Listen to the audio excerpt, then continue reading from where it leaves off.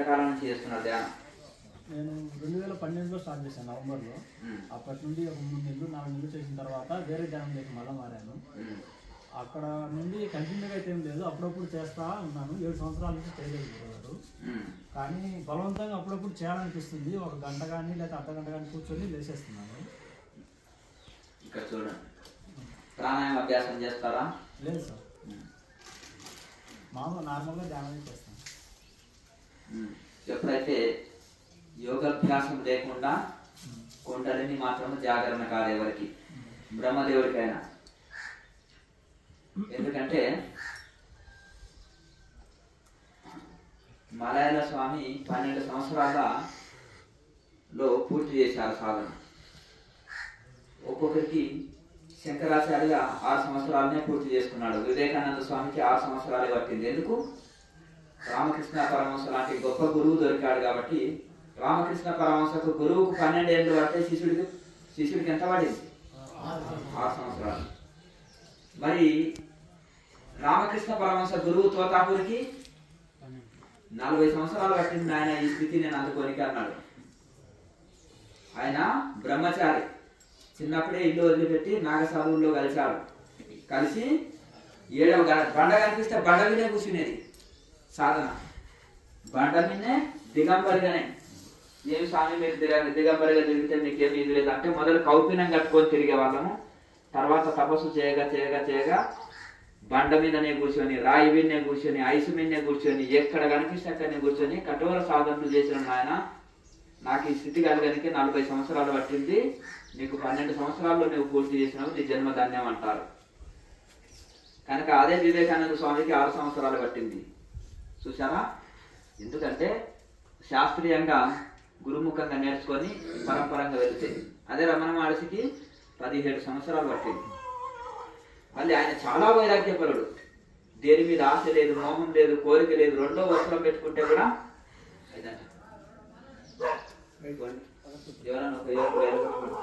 ఎంత వైరాగ్యము ఉంది అంతనా? ఎంత వైరాగ్యం ఉంది, అంత వైరాగ్యపరుడికి అంత భయం పట్టింది.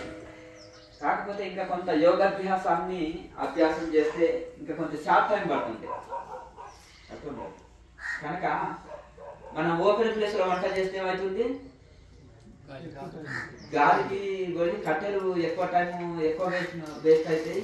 కట్టెలు ఎక్కువ వాడతాము, ప్లస్ టైం ఎక్కువ తీసుకుంటుంది. ఒకసారి నానవాళ్ళు కూడా వాడచ్చు. ఒకసారి మెత్తగా అవుతుంది, ఒకసారి గట్టిగా అవుతుంది, ఒకసారి ఉడకొచ్చు ఉడకపోవచ్చు. ఇది కూడా ఇబ్బంది అవుతుంది. అదే గాలి లేని చోట మంచిగా ఒక గదిలో కర్రల పొయ్యి మీద మంచిగా చేసిన, దేని మీద చేసినా వంట మంచిగా అవుతుంది. కనుక ఈ యొక్క కర్రల పొయ్యికి ఇంకా చాలా ఇది గాలి వచ్చే చోట చాలా ఇబ్బంది. కనుక ఏదైనా సరే గాలి లేని చోట వంటలాగా ఇది ఉంటుంది. అలాగే యోగ సహాయం తీసుకున్నప్పుడు రాకెట్ స్పీడ్ లాగా ఉంటుంది. పరమహంస యోగానంద గారు ఏమంటారు?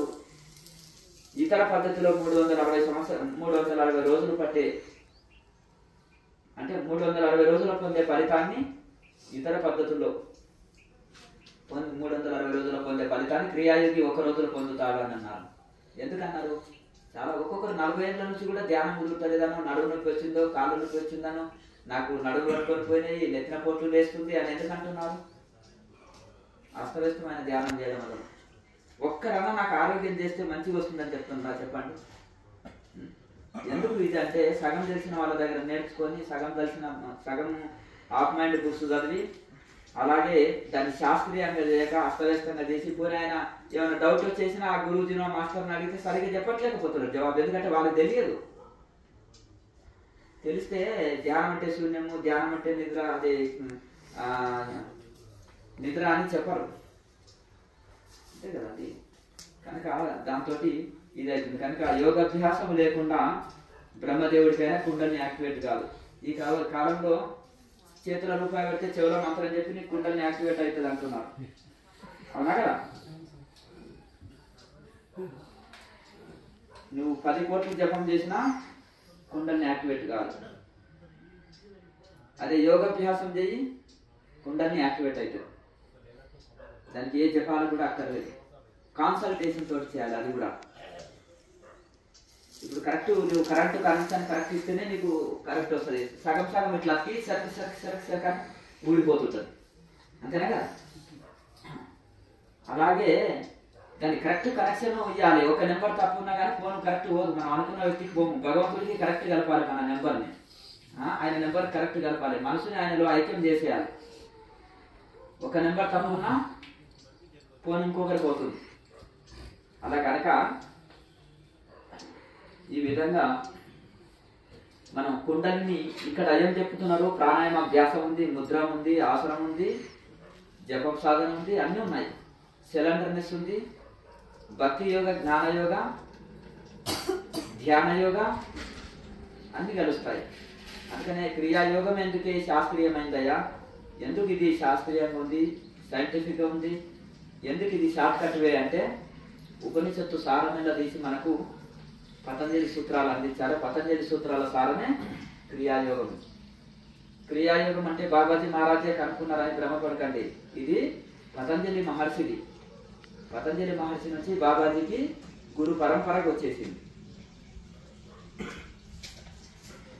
బాబాజీ గురువు ఎవరు? పతంజలి మహర్షి. ఇది ఎవరికి తెలియదు. భోగనాథ్ మహర్షి అంటారు. ఇది ఆఫ్ మైండ్ వ్యాప్తి. అర్థంగా తపస్వాధ్యాయ ఈశ్వర నిదానాన్ని క్రియాయోగ అని పతంజలి మహర్షి చెప్పారు. బాబాజీ మహారాజు పతంజలి మహర్షి చెప్పిన సూత్రాలని కరెక్ట్ పాటించి దాన్ని ఆచరణ చేసి ఆయన దాన్ని పరిపూర్ణమైన స్థితిని అందుకున్నారు. ఆ యోగం వలన పొందే ఆ చిరంజీవత్వాన్ని పొందాడు ఆయన. మృత్యుంజయుడిగా మారాడు. కనుక ఈ విధంగా మనం యోగాభ్యాసం వలన తొందరగా శాంత మార్గంలో ఉంటుంది. యోగాభ్యాసం లేకుండా ఇటు అటు వాడిపోయి మనకి ఏదో ఇవి పొందినం అవి పొందినం అని ఊహాగానాల్లో విహరించడమే జరుగుతుంది. అదే యోగాభ్యాసం వలన ప్రతి కదలిక శరీరంలో గమనించగలుగుతాం. శారీరక స్థితి, మానసిక స్థితి అన్నిటినీ గమనించగలుగుతాం. కనుక 2 రెక్కలు ఒక తోక అంటారు మలయాళ స్వామి. అంటే ఒక రెక్క విచారణ, ఒక రెక్క ధ్యానం, యోగం అనే తోక ఉండాలి బ్యాలెన్స్గా. చిత్తాన్ని బ్యాలెన్స్ వస్తుంది. యోగం అనే తోక పక్షి ఎగిరినప్పుడు బ్యాలెన్స్ వస్తుంది. ఫ్లైట్కి కూడా తోక ఉంటుంది కదా. పక్షిని కనుక్కొనే పక్షిని చూసే ఫ్లైట్ని కనుక్కున్నారు. కనుక ఆ విధంగా ప్రతి మనిషికి కూడా విచారణ, ధ్యానము, యోగము 2 రెక్కలు ఒక తోక ఉండాలన్నా వద్దా? కనుక పెద్దలు ఉపనిషత్తులో చెప్పబడ్డది. కనుక ఋషులంతా ఇది ఆచరించాలి. సరే ఏదో మనం ఏదో తరించాలని ఆధ్యాత్మికంలో కోసం ఎవరు టైం వేస్ట్ చేసుకోవాలని ఎవరికి ఉండదు. ఆ సమయంలో ఏదో మనకి ఏం తెలియని వాళ్ళకి ఏదో ఒకటి అట్రాక్టివ్గా కనిపించి ఉంటుంది, అది వెళ్ళి ఉంటాము. అది అసంపూర్ణం అన్నప్పుడు మళ్ళీ సంపూర్ణమైన దానికి వెళ్తాం, అంతేనే కదా. ఇప్పుడు సరే షాప్లో చూసినాం, ఒక ఐటమ్కి అట్రాక్ట్ అయినాం, తక్కువ తీసుకున్నాం, అది డూప్లికేట్ ఐటమ్ అని తెలిసింది. మళ్ళీ తర్వాత ఏం చేస్తాము? ఇంకా నలుగురిని అడిగినప్పుడు ఏదైనా బ్రాండెడ్ ఐటమ్ అంటే ఎవరైనా సలహా ఇస్తే విచారణ చేసి తెలుసుకొని అప్పుడు బ్రాండెడ్ ఐటమ్ తీసుకుంటాం. ఇది కూడా అంతే. కొద్దిగా ఎక్కువ ఎవరు ఆడంబరం, అట్టహాసం, పబ్లిసిటీ చేస్తే తొందరగా ఆకట్టుకుంటారు దానికి. ఇంకా కొంతమంది ఏం చేసేస్తారు అంటే దాని గురించి ఏదేదో గొప్పలు చెప్తారు ఉట్టిదే. అంటే ఇప్పుడు ఒక బ్రాండెడ్ ఐటమ్ గురించి గొప్పలు చెప్పు, అప్పుడు అది క్వాలిటీ కూడా అట్లే ఉంటుంది. కానీ డూప్లికేట్ వస్తువు గురించి గొప్పలు చెప్పినాం అనుకో, చెప్పి లాగి మనం కస్టమర్స్ని పెంచినాం అనుకో, అప్పుడు ఏమవుతుంది? ఒరిజినల్ వస్తువుని చూసినప్పుడు డూప్లికేట్ వస్తువులు నాయన ఇది అని మళ్ళీ బ్రాండెడ్ దానికి వెళ్ళిపోతారు, అంతేనా కదా. అదేదో పెట్టుకోవడమే బ్రాండెడ్ ఐటమ్ పెట్టుకుంటాం అనుకో, మన కస్టమర్స్ ఎక్కడ వెళ్ళరు, అర్థం కదా. కనుక అలాగే ఋషులని మీరు గమనించండి. మరి ఎందుకు? అదే బుద్ధుడు 6 సంవత్సరాలు చేశాడు. వివేకానంద స్వామి పొందిన జ్ఞానం ఆయనకు రాలే. ఎందుకు రాలే? గొప్పవాడే బుద్ధుడు, ఒప్పుకుంటాం, మంచివాడు, మంచి గుణాలు ఉన్నాయి, మంచి క్వాలిటీ ఉంది, మంచి సాధకుడు. కానీ గురువు లేనందువలన పూర్ణత్వం పొందలేకపోయాడు. పూర్ణత్వం పొందితే శూన్యము ఏమి లేదు, అంతా ఈ లోకం అంతా శూన్యము, దేవుడు అనేవాడు లేడని చెప్పాడు. ఎక్కడైనా బౌద్ధులు దేవుడు అని ఒప్పుకుంటారా? చెప్పండి. గాడ్ అనే పదం వస్తుందా? చెప్పండి బౌద్ధ గ్రంథాలలో. అందుకని నాస్తికవాదంలో చిక్కిపోయారు. క్రిస్టియన్ మతాన్ని ప్రపంచం ఒప్పుకుంటుంది, ఇస్లాంని ఒప్పుకుంటుంది. ఎందుకంటే ఆయన దేవుడు ఉన్నాడు, భగవంతుడు ఊపరు వాళ్ళని అంతేనా? కర్మ ఫలితాలు ఇస్తాడు, అర్థమైంది కదా. అంటారు కదా మంచి పని చేయండి అని ప్రతి ఒక్కటి. ఇప్పుడు భయము భక్తి రెండింటిలో ఏదో ఒకటి ఉండాలి. భయం లేకపోయా, భక్తి లేకపోయా మన ఎట్లా ఎట్లా అవుతుంది. ఇప్పుడు ఎంత ఏం చూస్తున్నారా దాన్ని కర్మండి అక్కడ.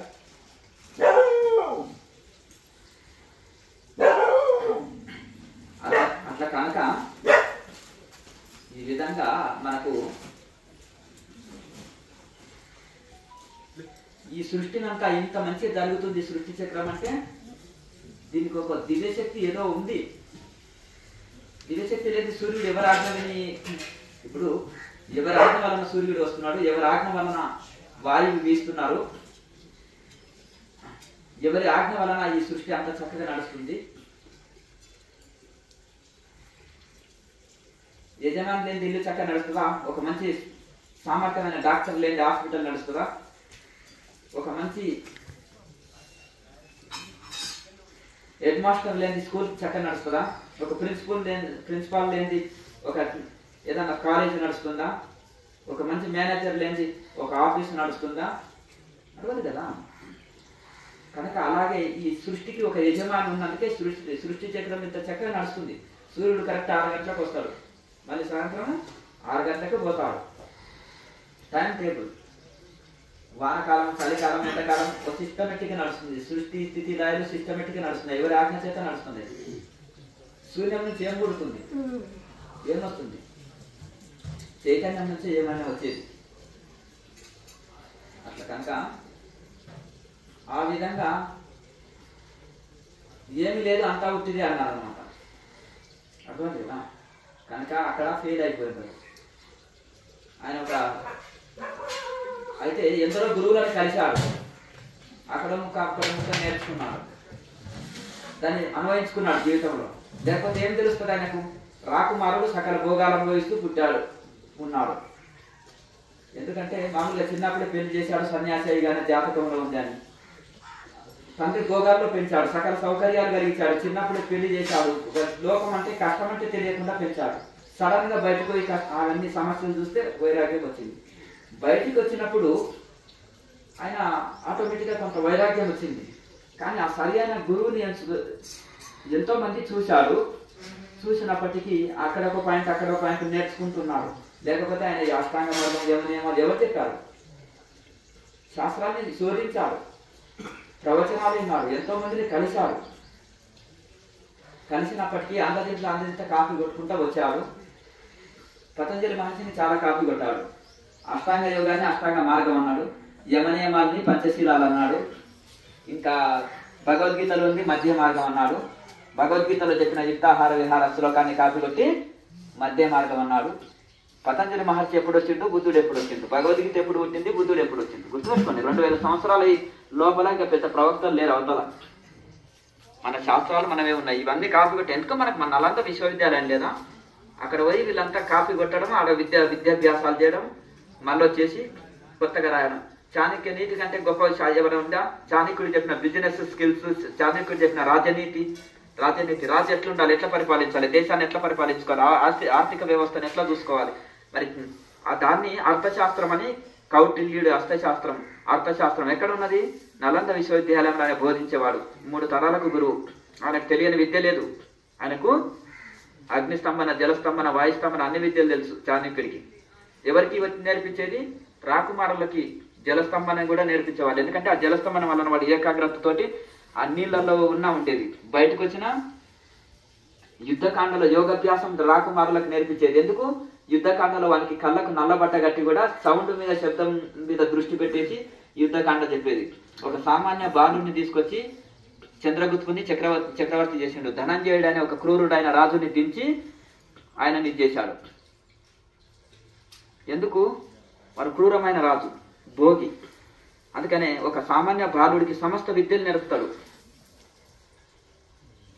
అతనికి జలస్తంభన విద్య వెళ్ళి వాడు నదిలో దాచుకున్న ధనాన్ని బయటికి తీపిస్తాడు చంద్రగుప్తం ద్వారా. నది అంతా వెతుకుతాడు లోనికి జలస్తంభన విద్య ద్వారా వెళ్ళి. అంత కనుక ఆ విధంగా మరి ఆయనకి సమస్త విద్యలు ఆయన నలంద విశ్వవిద్యాలయంలో దొరికేది. ఇప్పుడు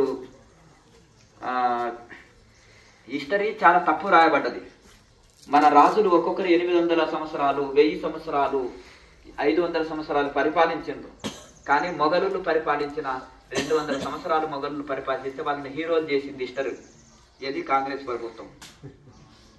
అర్థమైంది కదా? వాళ్ళని హీరోలను చేసి క్రూరులను అంతా తీసుకొచ్చి హీరోలను చేసింది. ఎంతో చరిత్ర కలిగిన మహారాజులు, చక్రవర్తుల ఆ హిస్టరీని తగిలబెట్టేసింది. మళ్ళీ తర్వాత ఈ దళిద్రులు, ఇది మన డచ్ వాళ్ళు, పోర్చుగీస్ వాళ్ళు, వీళ్ళంతా ఫ్రెంచ్ వాళ్ళు ఎందరో వచ్చారు కదా. అందులో ఇది పురుషోత్తముడికి కాలి గోటి కిందికి పనికిరాడు. అర్థమైంది కదా? ఎవరు? అలెగ్జాండర్. అర్థమైంది కదా? అతను కత్తి యుద్ధంలో కానీ, బాణ యుద్ధంలో కానీ, కుస్తీ యుద్ధంలో కానీ, అర్థమైంది కదా, చేతుల్ని నలిపేయగలుగుతాడు. అంత శక్తిమంతుడు పురుషోత్తముడు. ఎవరి శిష్యుడు? చాణక్యుడి శిష్యుడు ఆయన. జలస్తంభన విద్య తెలుసు అతనికి. యోగాభ్యాసంలో పరిపూర్ణుడు. అప్పటి రాజులు చిన్న 25 సంవత్సరాలు విద్యలు నేర్చుకునేది గురుకులాల్లో. సమస్త విద్యల్లో ఆరితేరిపోయిన వాళ్ళు, దేశభక్తి కలిగిన వాడు అన్నిటికంటే.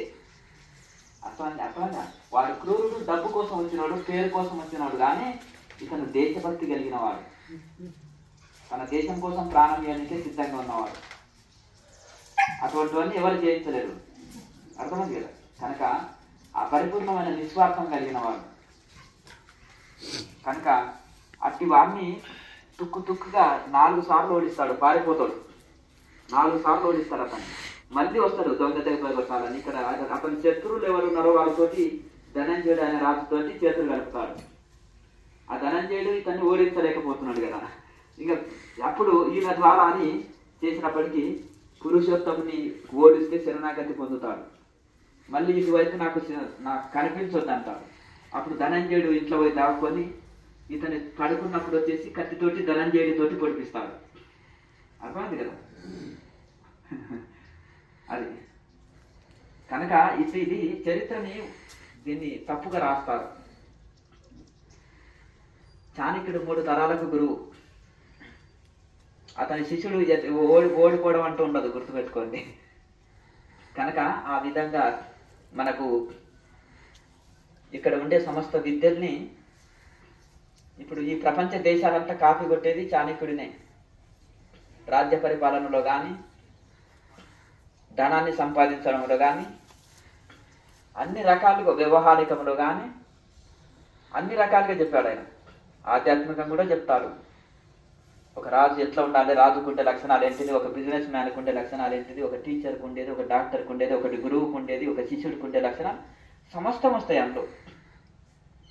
సమస్త వేదాల సారమంతా ఆయన కాలానికి అనుగుణంగా రాశాడు. ఇప్పుడు ఈ కాలానికి చాలా అనుగుణమవుతుంది. ఇంకా 100 సంవత్సరాల కింద కూడా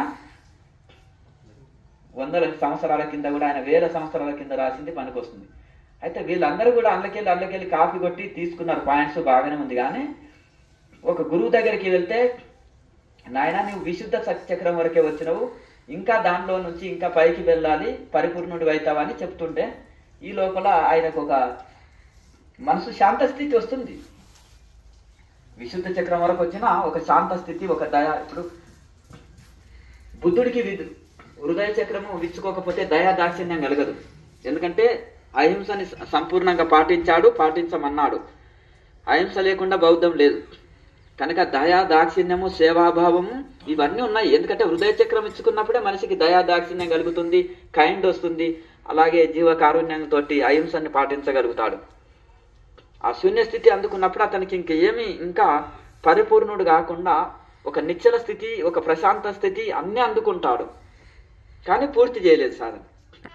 ఇప్పుడు సరే 10th పాస్ అయిన వాడు కూడా మంచి కదా, ఫస్ట్ క్లాస్ మార్కులతో పాస్ అయింది అనుకో. కానీ ఇప్పుడు ఉద్యోగం వస్తుందా? రాదు కదా. అలాగే ఒక మంచి ఆఫీసర్ హోదా రాదు కదా, కలెక్టర్ కాలేడు కదా, ఇంజనీర్, డాక్టర్ కాలేడు కదా. కాకపోతే ఉత్తమ విద్యార్థి, స్టేట్ ఫస్ట్, అంతేనా కదా, ర్యాంకు తెచ్చుకోవచ్చు. కానీ మంచి విద్యార్థి కానీ ఇంకా చదువు పూర్తి చేస్తే అతనికి ఒక మంచి ఆఫీసర్ హోదా వస్తుంది. అట్లా ఒక చదువు పూర్తి లేని ఫస్ట్ క్లాస్ స్టూడెంట్ లాగా మిగిలిపోయాడు బుద్ధుడు. చదువు పూర్తి చేయలేని ఫస్ట్ క్లాస్ స్టూడెంట్, మంచివాడు, కానీ చదువు పూర్తి చేయలేదు. అతని శిష్యులు ఉన్నారు. అతని శిష్యులు మూడో తరం నుంచి వ్యవహారం చెడిపోయింది. అర్థమైందిగా. ఇక వాళ్ళని బౌద్ధ సన్యాసులు అనే బట్టి కూడా వాళ్ళని ఏమన్నారంటే తాంత్రికులు అనడం ఉత్తమం. అంతేనా కదా. తాంత్రికుల పని ఏంటిది? డబ్బుల కోసం ఏదైనా చేస్తారు. అంతేనా కదా. ఇంకొకటి వాళ్ళకి ఇంకొక క్యారెక్టర్లెస్ ఫెలోస్ అన్నమాట.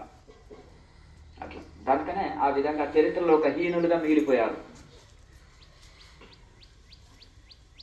కనుక ఆయన గొప్పవాడే కానీ సాధన పూర్తి చేయలేక దేవుడు లేదన్నందుకు ఫెయిల్ అయింది ఆ మతం. అందుకనే 6 ఆస్తిక దర్శనాలు, 6 నాస్తిక దర్శనాలు అని ఉంటాయి. నాస్తిక దర్శనాలలో బౌద్ధ మతము మిగిలిపోయింది. ఒకవేళ ఆయన పూర్తి చేసి ఆయన ఆస్తిక దర్శనాల్లో నిలిచి ఉంటే ఇప్పటి సన్యాసులంతా దాన్ని అనుసరిస్తుంది. అర్థమైంది కదా. ఇంకా పాదుకపోయి ఫుల్ వ్యాప్తి చేస్తుండే. శంకరాచార్య ఇంకా డెవలప్ చేయవలసిన అవసరం లేకపోతుండే. అర్థమైంది కదా. అంత ఆల్రెడీ ఆస్తిక దర్శనాల్లో ఉంటుంది. అది కరెక్ట్గా మన ఋషి పరంపర ప్రకారం ఉంటుంది. ఆటోమేటిక్గా అది భారతదేశం అంతా అనుసరిస్తుండే. ఒకవేళ శంకరాచార్య లాంటి వాళ్ళు వచ్చినా దాన్ని అనుసరించవచ్చు అంటుండే. శంకరాచార్య ఉపనిషత్తు ఋషులను అనుసరించండి, పతంజలి సూత్రాలను అనుసరించండి, యోగ శాస్త్రాలని ఉపనిషత్తులను అనుసరించండి, అద్వైత ధర్మాన్ని అనుసరించండి అని చెప్పిండు. నేను కొత్తగా చెప్పలే, మన ఋషులు అనుసరించారు. దాన్ని నేను కట్టుదిట్టంగా ఇంకా కరెక్ట్గా దీన్ని వ్యాప్తి చేస్తున్నా అని చెప్పారు. నేనేం కొత్తగా చెప్తలేను. మన పూర్వ ఋషి పరంపర ఇది యోగ పరంపర అన్నాడు వివేకానంద స్వామి. భారతీయులంతా యోగులు, యోగం లేకుండా భారతీయులం అని చెప్పుకునే హక్కు లేదు. ఊరికి పుస్తకాలు చదివి మీరు వేదాంతం చెప్పొద్దు. అనుష్ఠాన వేదాంతము. అనుష్ఠానం అంటే ఏంటి? ధ్యానం. అనుష్ఠానం అంటే ధ్యానం. దానికి 2 పదాలు. సంస్కృతంలో చాలా చాలా పదాలు ఉంటాయి. అనుష్ఠానం అంటే సాధన, ధ్యాన సాధన. ధ్యాన యోగాన్ని అనుష్ఠానం అంటారు. ఈ ధ్యాన యోగం లేకుండా మీరు కేవలం అన్నమన్నం అంటే ఆకలివదు, అహం బ్రహ్మస్మి అంటే బ్రహ్మ కాలేడు. కనుక కేవలం ఉచ్చారణతోటి ఎవరు కలెక్టర్ అంటే కలెక్టర్ కాలేడు, ఇంజనీర్ అంటే ఇంజనీర్ కాలేడు. అది చదివితేనే కోర్సు పూర్తి చేస్తేనే అవుతారు. కనుక సాధనతో కూడిన ధ్యానమే అది పరిపూర్ణుని చేస్తుంది, అహంకారాన్ని ఇవ్వదు. కనుక అది చెప్పారు. కనుక ఇప్పుడు ఈ కాలంలో ఎందుకు ఇది వస్తుందంటే మళ్ళీ వీళ్ళకి కొత్తగా చెప్పడానికి ఉండదు. వాళ్ళు ఒక సరి అయిన మార్గనిర్దేశకం చేస్తే ఇంకా కొత్త వాళ్ళకి అవకాశం ఉండదు. అది రాంగ్ గైడెన్స్ ఇచ్చినప్పుడే మళ్ళీ కొత్త వాళ్ళు వచ్చి ఎంట్రీ అయ్యి దాన్ని సరి చేయవలసిన అవసరం వస్తుంది. అంతే కదా. అది కనుక మన ఋషులని వీళ్ళంతా కూడా మన ఋషులను అనుసరించారు. స్వామి దయానంద సరస్వతి చూడండి ఎంత సేవ చేశాడు. మలయాళ స్వామి, వివేకానంద స్వామి, శంకరాచార్యులు వీళ్ళంతా ఋషులను అనుసరించారు. సాక్షాత్ కృష్ణ పరమాత్మ కూడా నేను ఉపనిషత్తు సారాన్ని చెప్తున్నా అర్జున, నీకేం కొత్తగా చెప్తలేను. అర్థమైంది కదా. ఉపనిషత్తు సారాన్నే భగవద్గీత సు ఉపనిషత్సు బ్రహ్మ విద్య యోగ శాస్త్రే. ఇది భగవద్గీత అనేది ఉపనిషత్తు సారము, బ్రహ్మ విద్య ఇది యోగ శాస్త్రము, శ్రీకృష్ణ అర్జునుల సంవాదము. నేను క్రియేటర్, మనం ఏమంటారు నేను ఫౌండర్, నేను క్రియేటర్, నేను కొత్తగా కనుక్కున్నాను, మీకేం తెలియదు అంటారు. వాడు ఏదో కాపీ కొట్టి వచ్చి ఉంటాడు. మన వయసు చూస్తే బాంబేలో ఓషోని ఒక ఆయన కాపీ కొట్టి ఎంతో ఫేమస్ అయ్యాడు. ఆయన ఒకటి ఆల్రెడీ కట్టించాడు. బాంబేలో 40 ఏళ్ల కింద ఓషో ఒకటి కట్టించాడు. డైనమిక్ మెడిటేషన్ అంటాడు. దాన్ని వీళ్ళు మ్యూజిక్ మెడిటేషన్ అని పెట్టాడు. అంతే. అర్థమైంది కదా. అట్లా సత్యనారాయణ గోయంక విపర్శన అని పెట్టాడు. వీళ్ళు ఆనాపాన సత్య అన్నాడు. అర్థమైంది కదా. ఆయన దగ్గర శిష్యుడిగా చేరి 10 రోజులు మళ్ళీ ఆయననే ఏదైనా చేసే స్థితికి వచ్చాడు. అర్థమైంది కదా. ఆయన మూర్ఖుడు, అన్ని నియమాలు చెప్తాడు. బుద్ధుడిని 100కు 100 పాటించేవాడు సత్యనారాయణ గోయంక. వీళ్ళు కాలి గోటికి ఎందుకు పనికిరాదు ఆయనకి. అర్థమైంది కదా. బుద్ధుడు భక్తుడు. ఆయన బుద్ధుడు చెప్పిన సిద్ధాంతాలు కరెక్ట్ పాటించేవాడు. అర్థమైంది కదా. సిస్టమేటిక్, డిసిప్లిన్ అంత బాగుంటాయి. నువ్వు ఏదన్నా ఒక ఫార్ములా తీసుకున్నప్పుడు బుద్ధుడు సిద్ధాంతాలు అన్నప్పుడు అష్టాంగ మార్గం పాటించి పంచశీలాలు పాటించేవాడే బుద్ధుడు మార్గం వాడు. ఏది అక్కర్లేదన్నవాడు చీటర్. అర్థమైంది కదా? అట్లా శంకరాచార్య అద్వైత ధర్మాన్ని కరెక్ట్ పాటించి దాన్ని సాధన చతుష్టయాన్ని చక్కగా పాటించినప్పుడే శంకర పరంపర అవుతాడు. అష్టాంగ యోగాన్ని ఉన్నదున్నట్టు పాటించినప్పుడే నేను పతంజలి మార్గం అని చెప్పుకునే అర్హత లభిస్తుంది. అంతేనా కదండి? లేకపోతే 24 కలిపి అది చేయక ఇది చేయక అందరి పేర్లు వాడుకుంటూ అర్థమైంది. నేను కొత్తది క్రియేటర్, ఐఎమ్ ఏ ఫౌండర్ అంటే ఈడ చీటర్. అర్థమైందిగా? నువ్వు గుళ్ళు గోపురాలు సమాధులు అనుకున్నోడివి, మరి మీకు ఎందుకు అంత ఆడంబరం? ఒక మాట మీద ఉండాలి. వేసే మాట మీద ఉంటుందా చెప్పు. ఎవరి డబ్బులు ఎక్కువ ఇస్తే నీవే నా భర్త అంటుంది. అవునా కదా? మరి ఈ యొక్క క్యారెక్టర్ లెస్ ఫెలోస్ కదా వీళ్ళు. ఒకటి మాట మీద ఉండాలి ఏదన్నా ఉన్నప్పుడు. కనుక ఈ విధంగా మనము ఒక ఇది అంటే, ఇప్పుడు కబీర్ దాస్ అంటాడు విగ్రహారాధన వద్దన్నప్పుడు ఆయన దాన్ని ఒప్పుకోడు. అంటే ఒప్పుకోవడం కాదు, ఇది టైం వేస్ట్ పనులు అంటాడు ఆయన నిరాకార పరబ్రహ్మనే ఎల్లవెల్లలు ధ్యానం చేస్తాడు. ఆయన గురువు ఎవరు? మొత్తం సాకార భక్తే రామానంద స్వామి కాశీలో. ఆయన మాట వినే ఉన్నాడు. సాకారం నిరాకారం రెండు ఆయన ఒప్పుకుంటాడు. కబీర్ ఏమంటాడు? ఈ నిరాకార, ఎందుకంటే ఆయన ఆవేదన ఏంటంటే ఊకే పూజలులో పడుతున్నాడు, హృదయం మారుతలేదు వాళ్ళది. వీళ్ళు ఏం చేస్తున్నారు అంటే అక్కడే ఆగిపోతున్నారు. వీళ్ళు పండితులు కూడా డబ్బుల కోసం వాళ్ళని మిస్లీడింగ్ ఇస్తున్నారు.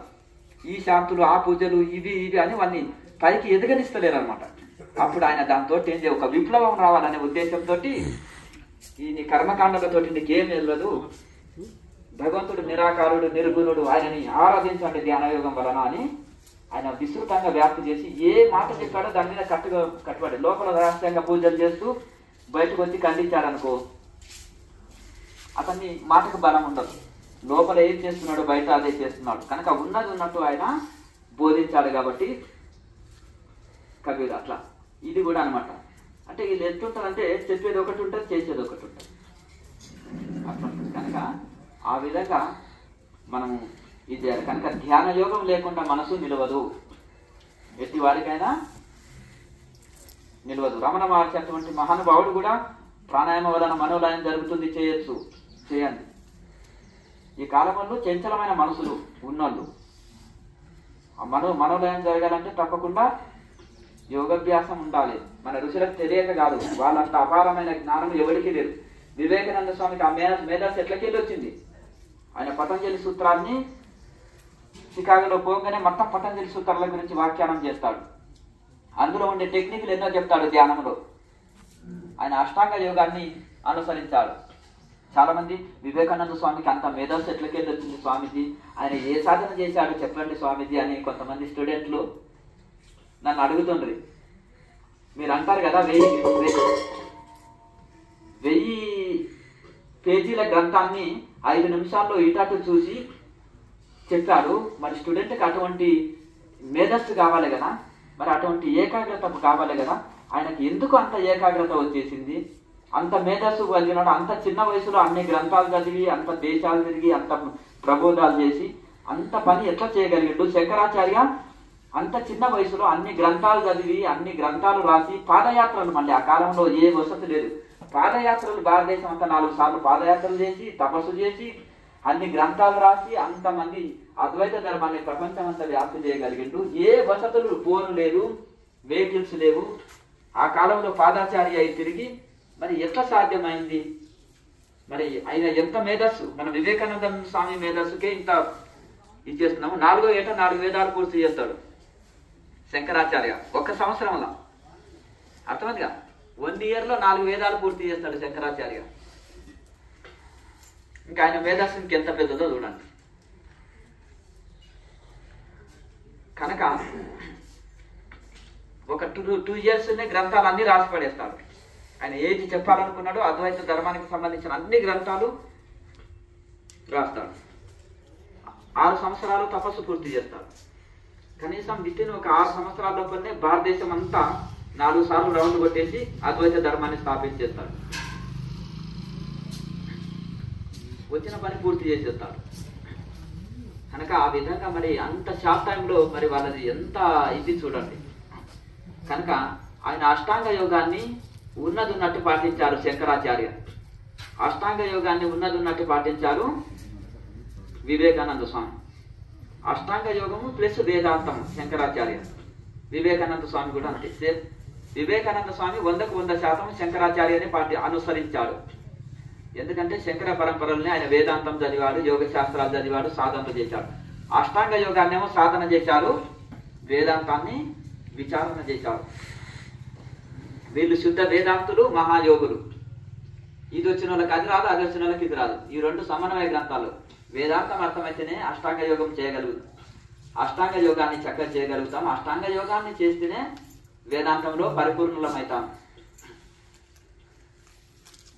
కనుక ఈ ఇద్దరి సిద్ధాంతం ఒకటే, శంకరాచార్య పరంపర కదా.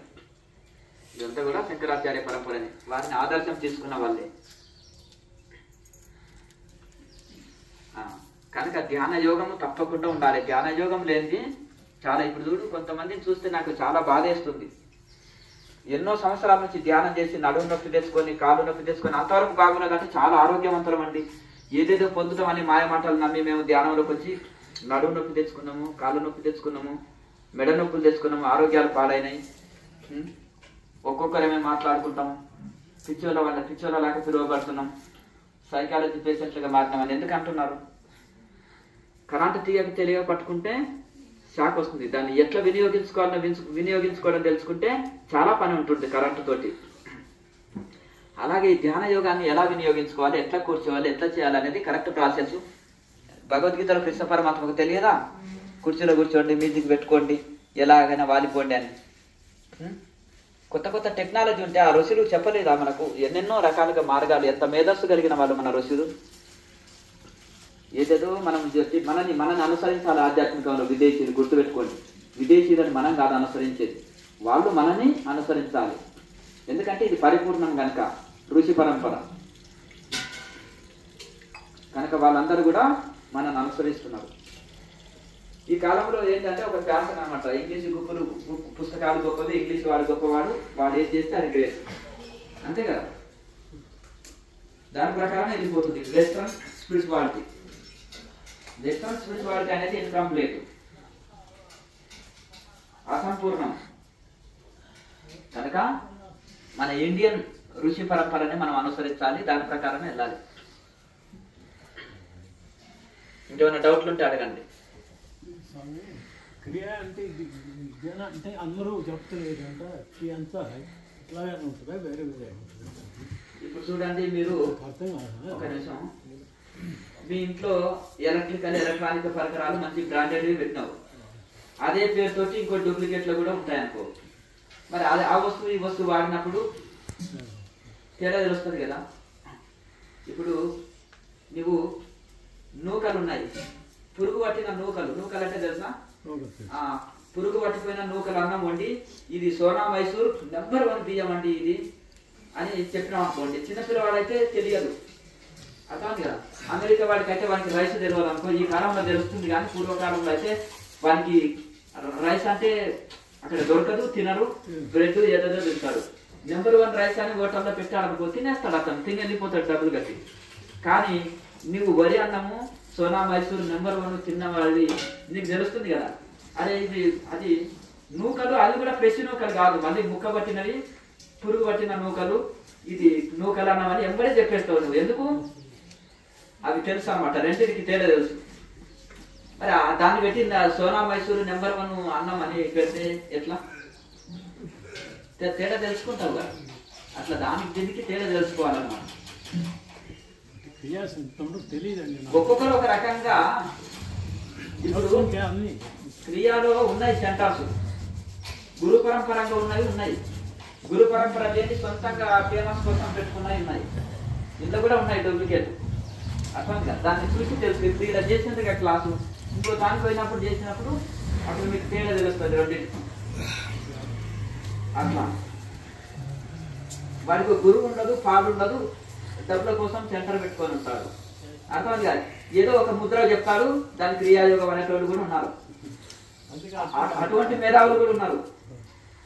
అటువంటి ఒక ఆయన ఇక పడుకొని ధ్యానం చేయించేటోళ్ళు ఉన్నారు కొంతమంది, బుద్ధుడు ధ్యానం అని. ఎట్లా శవం సాఫ్ వేసుకుంటారు, శవం లాగా శవాసనంలో పడుకో, మ్యూజిక్ పెట్టుకో, నిద్రపో. అటువంటి మహానుభావులు కూడా ఉన్నారు. ఇంకొక ఆయన ఏదో ఒక ముద్ర నేర్చుకొని ఇది కుండలిని యోగం అంటున్నారు. ఒక ఆయన చెవులో మంత్రం చెప్పి ఇది కుండలిని యోగం మీకు ఇదైతే. మరి మీకు గురువు ఎవరండి అంటే నాకు శ్రీశైలం మల్లికార్జునుడు అండి. మరి మీకు అంటే మీ అందరికి మాత్రం గురువు లేకపోతే కుండలిని యాక్టివేట్ కాదు, నాకు గురువు అక్కర్లేదు, మీకు అందరికి మాత్రం గురువుగా నేను ఉంటాను. అది అర్థం కదా. నా ఆఖరికి ఇంత అన్నం పెట్టండి, మీ ఆఖరికి ఒక మూలికి ఇస్తారు, తిని ఉండండి మీరు, అంతేనా కదా. ఆ మూలికలో అంత శక్తి ఉంటే తిని ఆఖరి పోగొట్టుకోవచ్చు కదా. ఇల్లు ఎందుకు అన్నం పెట్టు అని ఎందుకు వస్తున్నావు? ఆ మూలికలో అంత శక్తి ఉంటే నీవే తిని ఆఖరి పోగొట్టుకోవచ్చు కదా అనాలి కదా. అంతలేదు. ఎవరు ఏదో వచ్చి చెప్పడానికి వచ్చినా ఏదో ఉందేమో చూద్దాం, కనుక్కుందాం, డబ్బులే కదా, కొన్నే డబ్బులు కదా, చూద్దాం ఏదో కట్టేసాం, అట్లా ఏదో ఉంది. అర్థం కాదు. ఇప్పుడు అయ్యా ఇది ఫలించదు, దక్షిణ ఇచ్చిన దాకా ఫలించదు అని చెప్పాలి. ఫలించినప్పుడు దక్షిణ లేనిది చెప్పొద్దు, ఇది రహస్యము, మా గురువు దక్షిణ లేనిది చెప్పవద్దు అని చెప్పాడు. కలలో వచ్చి దీక్ష ఇచ్చాడు. అందులో కలలో వచ్చి దీక్ష ఇచ్చాడు. డబ్బులు లేనిది చెప్పక నాయన అని ప్రామిస్ చేసుకున్నాడు. అందుకనే నేను చెప్పనీకి లేదండి, ఇది దేవరహస్యము అన్నాడు అనుకో. అప్పో సంథింగ్ ఏదో ఉంది, తెచ్చిపెట్టిన పెట్టెలో తెలిసిపోతుంది. మూసిపెట్టిందో ఏదో సంథింగ్ ఉన్నాయి, అందులో వజ్రాలు ఉన్నావో డైమండ్లు ఉన్నావో అనుకుంటావు. అప్పుడు ఏం చేస్తావు, చక్కగా ఇది అవుతుంది. కనుక కన్ఫ్యూజ్ కావాల్సిన అవసరం లేదు. ఒక ఋషి పరంపరలో వెళ్ళినప్పుడు ఒక్కొక్కరికి గురువు పేరు చెప్పుకునే ధైర్యం కూడా లేదు ఎవరికి, ఎందుకంటే ఉంటే కదా చెప్పుకోవడానికి. ఇంకొకరు ఏదన్నా ఉంటాడంటే యోగం అని చెప్పిండు అనుకో, ఆ యోగము అని చెప్తున్నాడు కానీ అసలు గురువుని చూపెట్టలేదు. ఎందుకు ఉంటే కదా. ఆ పుస్తకంలో చదివిండు ఆ యోగము, ఆ ఏదో బాగుందని బుక్ మైండ్ తోటి చెప్తున్నాడు. గురువు ఉంటే కదా ఒకటి చూపెట్టడానికి. అందుకని గురువు లేనిదే గుర్తెట్లు తెలుసును, అర్జునికైనా వాని అబ్బకైనా తాళం చేయలేక తలుపు ఎట్లా వస్తురా విశ్వదాభిరామ నిరురవేదం. తాళం చేయలేక తలుపు రాదు, సూత్రం లేక లెక్క చేయలేక లేవు. అర్థం కదా. ఫార్ములా లేనిది సైన్స్ అనబడదు, ఫార్ములా లేనిది సైన్స్ అనబడదు. కనుక అలాగే మజ్జిగ లేనిది పెరుగు అవుతుందా, పాలలో మజ్జిగ ఏంది తోడుగాంది పెరుగు కాదు. అలాగే ఈ విధంగా మనం ఋషి మార్గంలో కరెక్ట్ నేర్చుకొని సాధన చేసినప్పుడే ఫలితం వస్తుంది. ఇప్పుడు మీరు కరెక్ట్ గా నేర్చుకున్నారు, దీన్ని ఇదే కరెక్ట్ గా సాధన చేస్తుండండి. మేము ఋషి పరంపరలో ఉన్నాము అని మరవకండి. అర్థమైందా? ఋషి పరంపరలో ఉన్నామని మరవకండి. ఇది కంటిన్యూగా సాధన చేసుకోండి. ఇంకా మళ్ళీ కన్ఫ్యూజ్ కావాల్సిన అవసరం లేదు. ఆఫ్ మైండ్ పుస్తకాలు చదవద్దు, ఆఫ్ మైండ్ స్పీచెస్ వినొద్దు, పూరా పాటు చేసుకోవద్దు, మళ్ళీ కన్ఫ్యూజ్ కావద్దు. ఆడంబరాలు, అట్టహాసాలు, ఈవెంట్స్ మాయలో పడకండి. ఆడంబరాలకు ఇది అభియోగి చేసేది. లోపల ఎన్నో వింతలు ఉన్నాయి, చూసుకోండి. లోపలికి సమస్త లోకాలు ఉన్నాయి, ఎన్నో వింతలు ఉన్నాయి లోపల. ఆ బయట ప్రపంచంలో ఆడంబరాలు మనకెందుకు?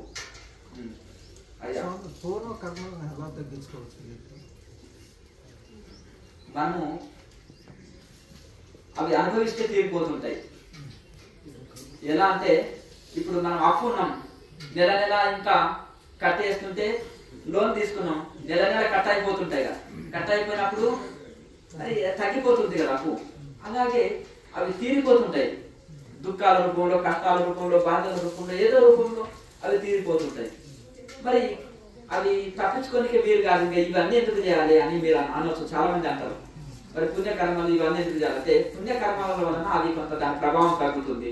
అలాగే ఈ సాధనల వలన కూడా గతంలో తెలియక జరిగిన కర్మలు ఏవైతే ఉన్నావో ప్రాయశ్చిత్తం వలన అంటే స్వయంగా తను వాటిని జపతపాల వలన ప్రాయశ్చిత్తాలు అంటారు.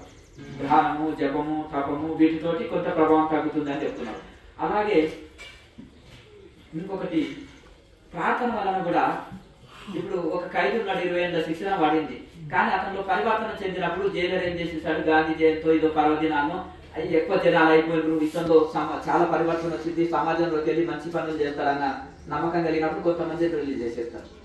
చుట్టం అయితే కాదు కదా, ఆయన బంధువు కాదు, కానీ పరివర్తన చూస్తే భగవంతుడు కూడా పరివర్తన చెందాలని మనిషిని కొన్ని ఆపరేషన్ అది ఒక సిస్టమ్ ఏర్పాటు చేశారు. అంటే మనిషి పరివర్తన అది ప్రార్థన వలన, క్షమాపణ కోరడం వలన, అలాగే మనం కొంతమంది ఏమనుకోండి సారీ అనే వరకు అతను ఆటోమేటిక్గా అనే మనిషి అన్నప్పుడు జరుగుతుంటుంది పది ఏమనుకోని అంటారు, అంతేనా కదా. అది చెప్పినప్పుడు కోపం పెట్టుకుంటారు. అది ఇంకా కొంచెం ఏదైనా కోపం ఉన్నవాడు కూడా అది మన మీద ఇంకా మనసులో పెట్టుకోరు. అలాగే భగవంతుని కూడా ప్రార్థన వలన, భగవంతుని పశ్చాత్తాప పొందడం వలన కొన్ని క్షమించబడతాయి, కొంత కర్మని తగ్గిస్తాడు, ఇంకా ప్లేస్ అని తట్టుకునే శక్తి కూడా ఇస్తాడు. ఇంకా యోగులకు కష్టాలు లేవా, ఋషులకు లేవా అంటే వాళ్ళకు కష్టాలు తట్టుకునే శక్తి ఉంటుంది. నేను శరీరంలో కాదు, నేను ఆత్మస్వరూపమే అనుకుంటారు కనుక ఈ కష్టాలు శాశ్వతం కాదని తెలుసుకుంటారు. ఇంకోటి వాళ్ళకి ఈ దేహ భ్రాంతి ఉండదు. దేహ భ్రాంతి మీద ఉన్నప్పుడే కష్టాలు ఎక్కువ వస్తాయి. ఆత్మస్థితిలో ఉన్న వాళ్ళకి కష్టాలాగా తోసవు.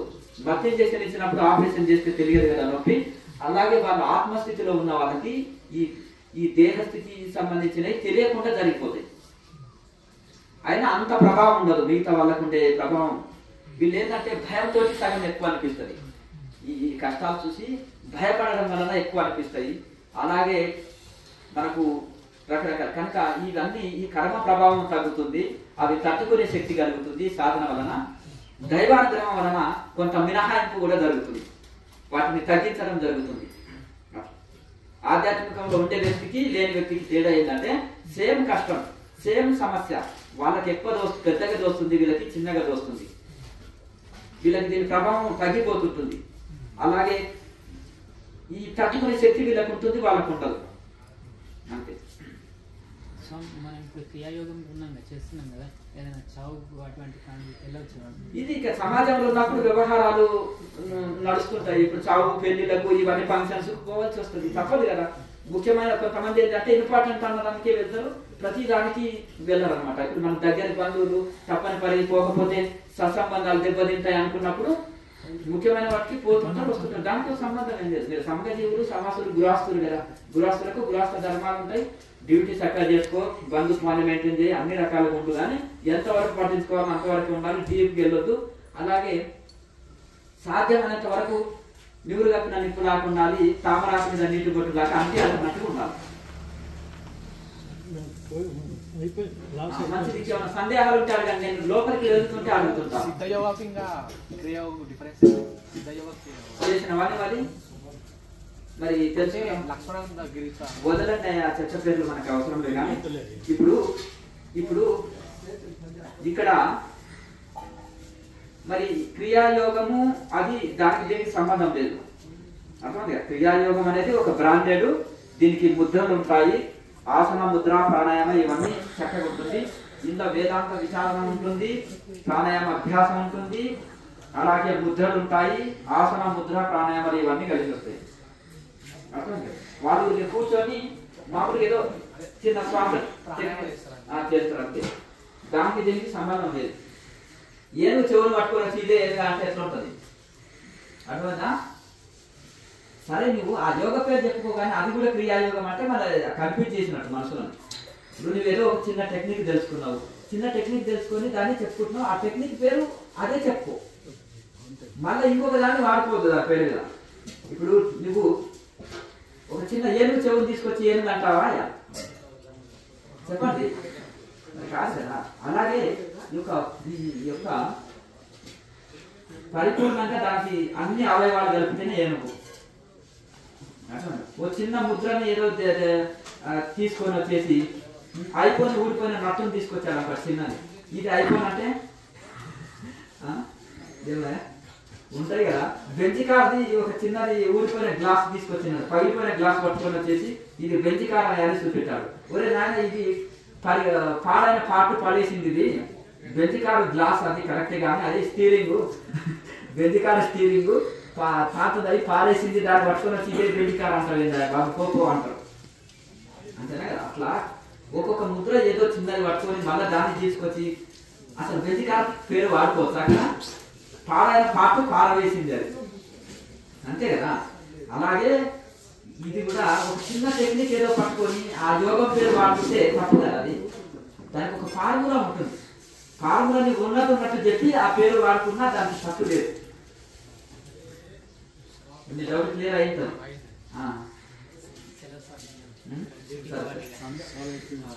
మామూలుగా చిన్న చిన్న జీవరాశులు ఉంటాయి కదా, చూసుకుంటూ పెట్టుకుంటాం కదా, కొవ్వు పక్క నుంచి పోవాలనిపిస్తుంది. పోతే మంచిది. ఋషులు కిందికి చూసుకొని ఎందుకు వెళ్తారు? కింద చీమలు ఉన్నాయా, పురుగులు ఉన్నాయా, కింది దృష్టి ఉంటుంది, పై దృష్టి కాదు. నేను కింది చూసుకుంటాను, నాది పై చూపు అని ఇట్లా వెళ్ళారు ఋషులు. కిందికి చూసుకుంటే ఎందుకు వెళ్తారు అంటే వెళ్ళేది. ఏదైనా కనిపించింది నాకు ఎందుకు తొక్కాలి, ఆ చీమలు కనిపించిన పక్కన వెళ్తుంది, నష్టమే ఉంది. మంచిది, అక్కడ దయా దాక్షిణ్యం అనేది వస్తుంది.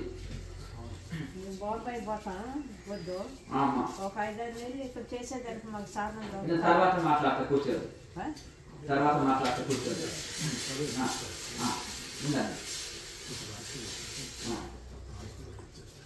ఆశీర్వాదం అనేది సాధన వలన లోపలికి వెళ్ళి వస్తుంది. పై చేతులు ఇట్లాంటినో లేకపోతే ఇదంటేనో అదంటే వచ్చింది కాదు. సాధన బాగా చేయండి. సాధన వల్లనే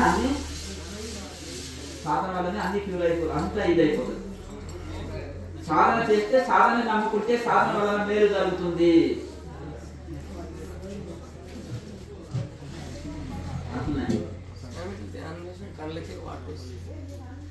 ఎంతకాలం చేస్తున్నావు ఇక్కడ? ఎంతకాలం చేస్తున్నావు? రెండోసారి చాలు. శరీరంలో హీట్ ఉందా? హీట్ వలన ఎక్కువ హీట్ ఉంది. అలివేల జ్యూస్, ఆమ్ల జ్యూస్ తాగు. అలాగే సుగంధ పాలవేల పొడి ఉంటుంది, అది మజ్జిగ వేసుకొని తాగు. కొద్దిగా వాటర్ ఎక్కువ తీసుకో. ఎక్కువ వేడి అనిపిస్తే నిమ్మరసం లాంటిది, అంటే శరీరానికి కూలి చెట్లు వాడాలి. సొరకాయ, దోసకాయని తీసుకో. ఉప్పు కారాలు తగ్గి నాలుకని ఎల్లవేళ ఫోల్డ్ చేసుకొని ఉంచు. ఇక నీకు శరీరంలో హీట్ రాదు. ప్రాణాయామం చేస్తే వచ్చే శరీరంలో హీటు నాలుకని ఫోల్డ్ చేసుకొని పెట్టుకోవడం వలన కేచర్లో ఉంటే హీట్ రాదు, చల్లబడిపోతుంది శరీరం. ఇంకా నేను వెళ్తే మరి మాట్లాడాలని చూడండి, నా వెనక ట్రైన్ లాగా వస్తుంటారు. అర్థమైంది కదా? నాలుకని ఫోల్డ్ చేసి పెట్టుకోవాలి. ఆ వెనక్కి మట్ట పెట్టుకుంటుంది. ఊరికి అట్లా కాదు, కేచర్ లాగా పెట్టాలి.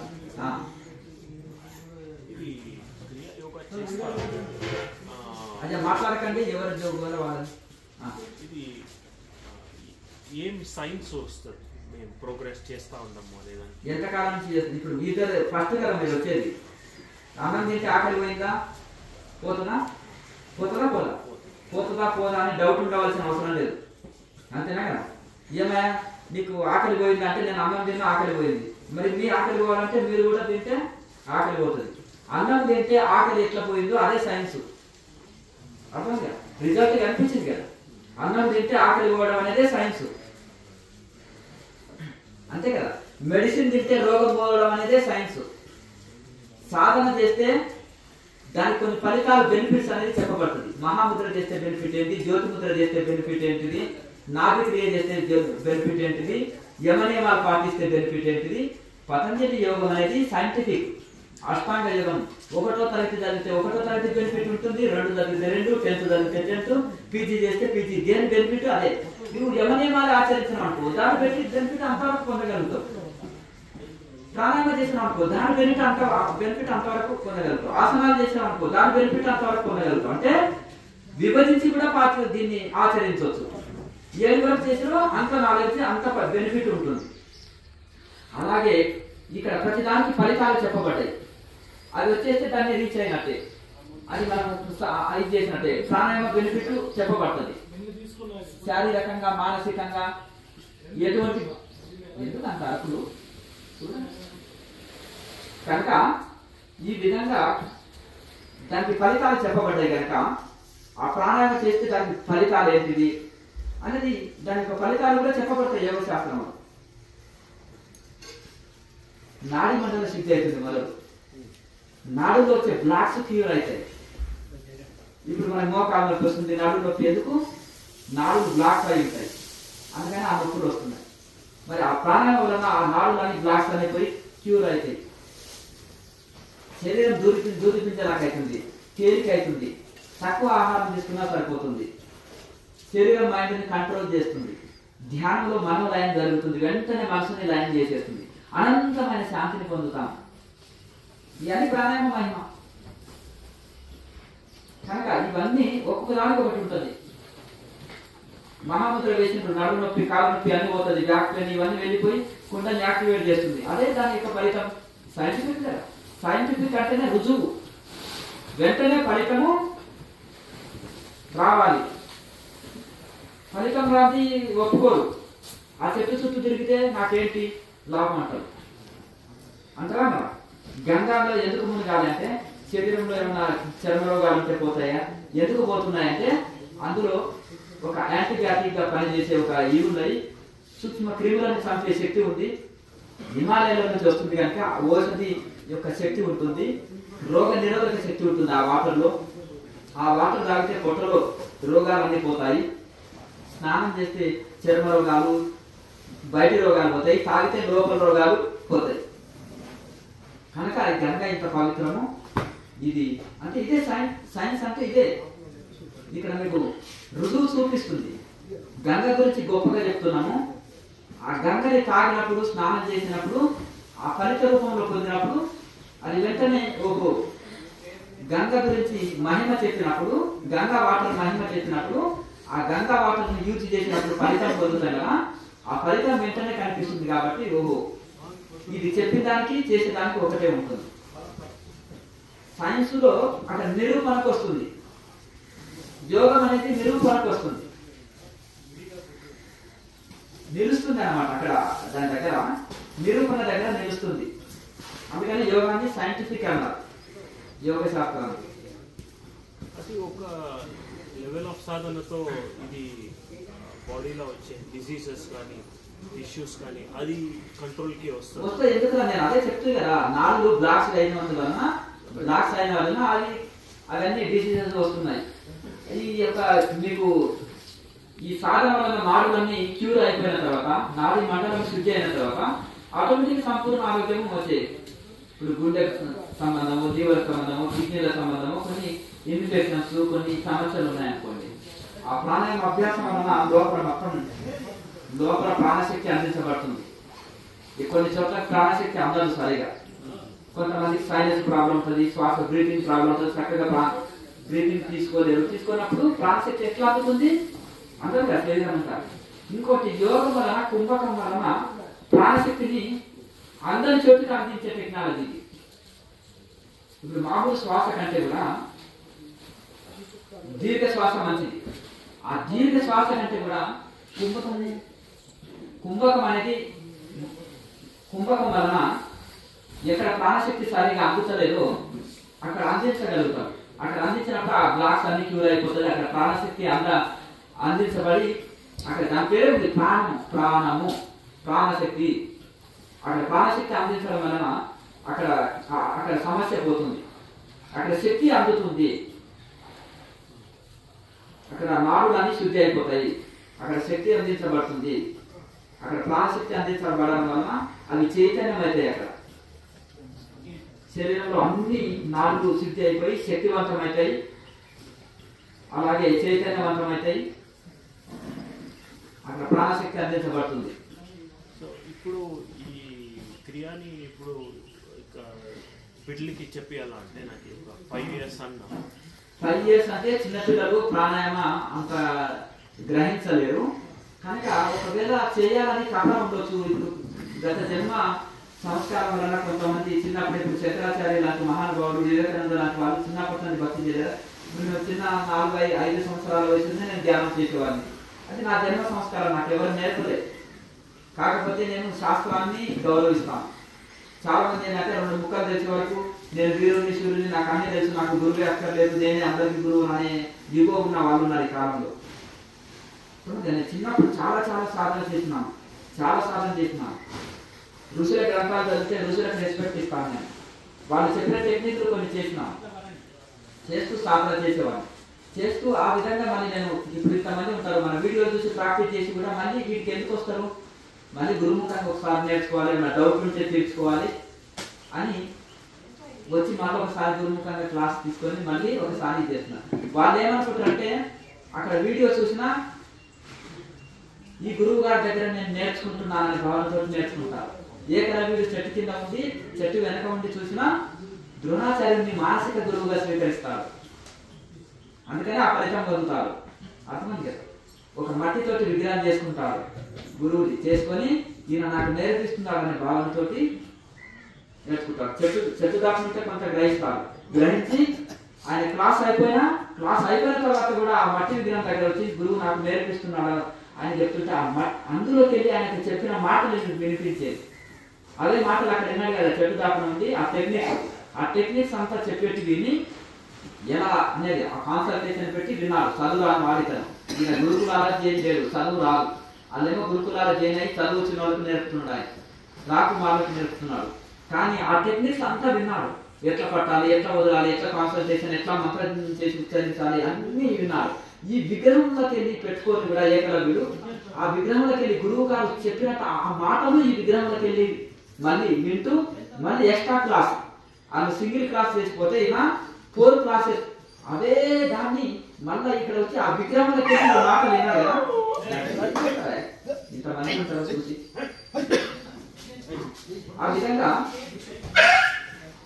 దాన్ని ఆ మాటలకి వెళ్ళి ఆ విగ్రహంలోకి వెళ్ళి ఆ మాటలు నాకు వస్తున్నాయి, ఆయన నాకు శిక్షణ ఇస్తున్నాడని అక్కడ ఒక క్లాస్ అయిపోతే ఈయన అదే పనిగా వాళ్ళకి ఇంకా వేరే స్టడీ అవర్స్ అవి ఉంటాయి. ఈయన స్టడీ అవర్స్ ఏం లేదు, యుద్ధకాండతో పాటు ఆయనకు సబ్జెక్టులు కూడా ఉంటాయి వాళ్ళకు.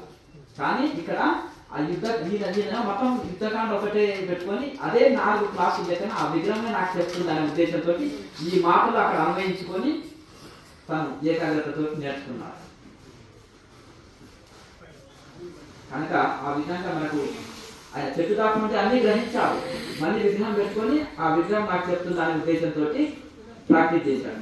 అంటే ఒక్కసారి ఇక్కడ తీసుకొని వస్తే బెటర్. ఆ పిల్లలు తీసుకురా ఎక్కడైనా వచ్చినప్పుడు ఫ్యామిలీతో వచ్చి అందరు చేయొచ్చు. ఇప్పుడు ఫ్యామిలీ ఉన్నారనుకోండి, భర్తలు ఒకటే చేశారనుకో, భార్యలు సాధన చేయలేదనుకో, ఒక 6 months 1 year వీళ్ళలో చాలా మార్పు వస్తుంది. వాళ్ళేమో పాతకాల పద్ధతినే ఉంటారు. ఎట్లుంటారంటే అదే ఉప్పు కారాలు ఎక్కువ వేస్తుంటారు, ఉల్లిపాయ వేస్తుంటారు, సాధకులేమో వద్దంటుంటారు. ఇద్దరి మధ్యలో తేడా వస్తుంటుంది, మధ్యలో ఏంటి వీళ్ళు ఇట్లా తయారైంది అంటారు. కొన్ని రకాలుగా ఉంటుంది. అదే వాళ్ళే వచ్చారనుకో వీళ్ళలో భర్తలో మార్పుంటారు. కొంతమంది సహకరిస్తుంటారు ఒకరికొకరు, కానీ ఇద్దరు సాధకులు అయితే ఇంకా చాలా ఒకే ఆహారం, ఒకటే వ్యవహారం, ఒకటే మనస్తత్వం ఉంటుంది. అలాగే పిల్లలు కూడా తల్లిదండ్రులు రోజు సాధన చేస్తే ఆ ప్రభావం పిల్లల మీద పడుతుంది. పిల్లలు కూడా సాధన వైపు మాట్లాడాలి, చెప్పనక్కర్లేదు. చిన్నపిల్లలు పెద్దలు ఏం చేస్తే అది చేయడానికి ట్రై చేస్తారు. ఆ ల్యాప్టాప్ చేస్తే తమిళ లేనప్పుడు పోయి వాడు కూడా ఇలా చేస్తుంటారు. అలాగా అందరు టీవీ పెట్టుకొని చూస్తుంటే వాడు కూడా పోయి ఉట్టిగానే ఆన్ చేసుకొని చూపిస్తున్నారు. మనం ఎప్పుడు ఫోన్ చేస్తే వాడు ఫోన్ చూడాలని లాక్కున్నదాకా ఫోన్ ఇచ్చిన దాకా వినాలి. ఎందుకు వినాలంటే తల్లిదండ్రులు పిల్లల మీద ఊరికే ఫోన్ యూజ్ చేయదు. యూజ్ చేసినప్పుడు వాడు ఏం చేస్తారంటే మన పెద్దలు ఏది చేయాలంటే అది చేస్తారు. చూడండి, తల్లి వంట చేస్తుంటే వాడు ఒక స్టవ్ వెలిగించి ఈ చిన్నపిల్లలు కూడా వంట చేసినట్టు చేస్తారు. పిల్లలు పెద్దలు ఏది చేస్తే అది చేస్తారండి. మనం ఎప్పుడు టీవీ చూస్తే వాళ్ళు టీవీ చూస్తారు, మనం ఎప్పుడు ఫోన్ చూస్తే వాళ్ళు ఎప్పుడు ఫోన్ చూస్తారు. మనం ఎప్పుడు కళ్ళు చూసుకొని ధ్యానం చేసేదనుకో వాడు ఆటోమేటిక్గా పక్కన వచ్చి కూర్చుంటాడు. గుర్తుపెట్టు, చాలా మంది ఒక ముసలాయన తాత మనవాళ్ళకి స్నేహం ఎక్కువ ఉంటుంది కదా. ఎందుకంటే వృద్ధులు మనవాళ్ళని చాలా ప్రేమ చేస్తారు. ఎందుకంటే మనవాళ్ళంటే మా వారసుడని. అలాగే చిన్నపిల్లల లక్షణాలు వస్తాయి వృద్ధుల్లో. కొంతమంది ఆడుకునే గుణము, చాక్లెట్ తినే గుణం, చిన్నపిల్లల గుణాలు వస్తాయి ముసలోళ్ళకి. వస్తాయా? వాళ్ళలో తొందరగా కలిసిపోతారు. వీళ్ళకి కళ్ళు ఊడిపోతుంటాయి, నడవలేరు, వాళ్ళకి ఆ గుణాలు వస్తుంటాయి, చిన్నపిల్లల గుణాలు వస్తాయి. మళ్ళీ ఈ యొక్క వృద్ధులు అయినాక అప్పుడు చిన్నపిల్లలతో బాగా కనెక్ట్ అయ్యి వాళ్ళతో కలిసిపోగలుగుతారు. అప్పుడు ఏం చేసేస్తారంటే ఈ తాత ధ్యానంలో కూర్చున్నాడు, మనవాడు ఆటోమేటిక్ వచ్చి పక్కన కూర్చుంటున్నాడు. మా మనవాడు పద్మాసనం వేసుకొని ఊరికే ధ్యానం చేస్తాడు. స్వామి అంటే నువ్వు చేస్తున్నావు అంటే చేస్తున్నా అంటాడు. అందుకని నిన్ను చూసే వస్తుంది. ఒక ముసలాయన, ఈ లోకల్ ముసలాయన ఎప్పుడు వస్తుంది, మనవాడు ఎప్పుడు వస్తుంది, ఏమైనా మనవాడు వదలడా అంటే నేను ఏది చేస్తే అది చేస్తాడు స్వామి. నేను శాకాహారిని, వీడు నా దగ్గరనే తింటాడు శాకాహారి. నేను పొద్దున్నే స్నానం చేస్తే ఇతను స్నానం చేస్తాడు, నేను ధ్యానం చేస్తే ఇతను ధ్యానం చేస్తాడు. నేను గురువు దగ్గరికి ఆశ్రమానికి వస్తే వీడు నా ఇంపడే వస్తాడు. ఏం చేస్తాం స్వామి అంటే మంచిదే కదా ఆయన, మంచి పద్ధతి. అట్లా ఆ పిల్లలకు అది ఇది చేస్తుంటారు. కనుక అది ఇంకేం కావాలి మనకు?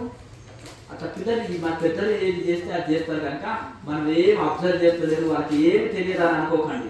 వాళ్ళ బ్రెయిన్ చాలా షార్ప్ ఉంటుంది. చిన్నపిల్లలకి ఏ వ్యాపకాలు ఉంటారు, ఏదైనా ఇట్లే గ్రహిస్తారు.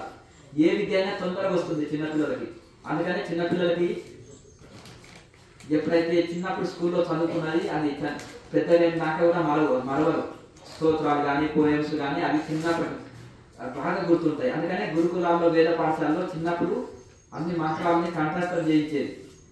అవి చివరి వరకు కూడా మర్చిపోరు అంత ఈజీగా. చిన్నప్పుడు వచ్చిన శ్లోకాలు, పద్యాలు ఏవైనా మర్చిపోరు. చిన్నప్పుడు బాగా ఏకాగ్రతతో చదివినాయి, తొందరగా వస్తాయి. కనుక పిల్లలు కూడా మనం ఏం గమనిస్తలేదు అని అనుకోకండి, గమనిస్తుంటారు. కనుక ఆ పిల్లలకి వాళ్ళ ముందర మనం ఎక్కువ ఫోన్ టీవీ యూజ్ చేసే బదులు చక్కగా ధ్యానం చేస్తున్నట్టు కనిపిస్తే వాళ్ళు కూడా పక్కన వచ్చి కూర్చుంటారు. ఇలా చేస్తే మంచిదాన్ని ఎక్స్ప్లెయిన్ చేయాలి. ఇంకా సాదా ధ్యానం చేయించవచ్చు. కొంచెం ఏదైనా శ్రద్ధను గ్రహించే పిల్లలు ఉంటే కొన్ని ప్రాణాయామ టెక్నిక్లు చెప్పి చేయించి మళ్ళీ కూర్చొని ధ్యానం చేయించాలి. వాళ్ళకి 10 minutes సరిపోతుంది. అదన్నీ చేస్తాం. ఎక్కువ ముద్రలు అవన్నీ అక్కర్లేదు. జస్ట్ ప్రాణాయామ టెక్నిక్ ఒక 5-6 సార్లు చేయించి ధ్యానం చేయిస్తే మంచిది. మొత్తం ఒక రోజుకి ఎన్ని ప్రాణాయామాలు చేస్తే మంచిది? డబల్ చేస్తే డబల్ డ్యూటీ చేస్తే డబల్ శాలరీ కదా, అంతేనా కదా? నువ్వు వ్యవసాయంలో వెళ్ళినావు, 5 గంటలు చేసి రావచ్చు, 10 గంటలు చేసి రావచ్చు, 20 గంటలు చేయొచ్చు. పని ఎక్కువ అవుతుంది కదా, లాభం వస్తుంది కదా, మరి కూలి మిగిలిపోయింది కదా, అంతేనా? అట్లా ఎంత చేసుకుంటే అంత మంచిది. శరీరం సహకరించిన వాళ్ళు ఎక్కువ చేయలేరు కదా, మరి అట్లనే ఇబ్బంది పడరాదు. మీ శరీరం సహకరించిన దాన్ని బట్టి, మీ ఓపికని బట్టి, మీ శ్రద్ధను బట్టి ఎంత ఎక్కువ చేస్తే అంత బెనిఫిట్. కొత్త వాళ్ళు మాత్రం ఒకే రోజు చేయాలన్నా చేయలేరు కనుక మెల్లమెల్లగా పెంచుకుంటూ పోండి. ఒకే రోజు పెంచవలసిన అవసరం లేదు. మెల్లగా పెంచుతూ పోతుంటే అది అభ్యాసం కిందికి వస్తుంది.